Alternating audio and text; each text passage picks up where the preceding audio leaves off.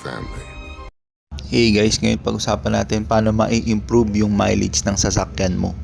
Siyempre, unang-una sa pagpili ng sasakyan, mas maliit yung sasakyan, mas maganda yung mileage. Kung naka-Fortuner ka o naka-Camry ka, wag mo na asahan na maganda yung mileage mo.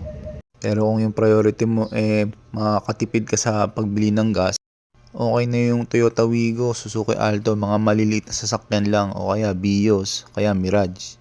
Kung city driving lang naman, pwede na yan. Di ka naman naakit masyado ng bundok, pwede na yung mga maliliit na sasakyan. Sa pagdadrive naman, dapat swabe ka lang. Swabe ka dapat magmaneho. Hindi yung mahilig ka magharurot paglabas mo ng traffic light, putya, para ka nasa racetrack. Saktuhan mo lang yung acceleration ng kotse. Sa bilis naman, dapat mga ka lang, takbong 50, takbong 80. Kasi takbong mga 100, 120, huwag mo na asahang maganda yung gas mileage mo. Tapos dito naman sa RPM na sasakyan, makikita mo naman yan sa dashboard. So dapat below 2,500 lang. Kung tipid na tipid ka, dapat 2,000 lang madalas yung RPM. Isa pang nagpapalakas sa konsumo ng gas yung aircon. So yung aircon mo dapat low to medium lang, huwag masyadong malakas. Isa pang malakas sa konsumo yung idling.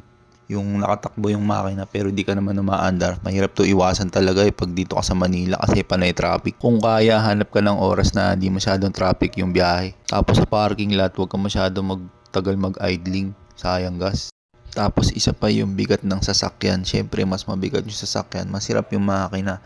Pero kung inalis mo na yung mga hindi naman kailangan sa pagmamaneho, sa driving mo, mas magaan yung sasakyan, mas hindi masyadong hirap yung makina mo.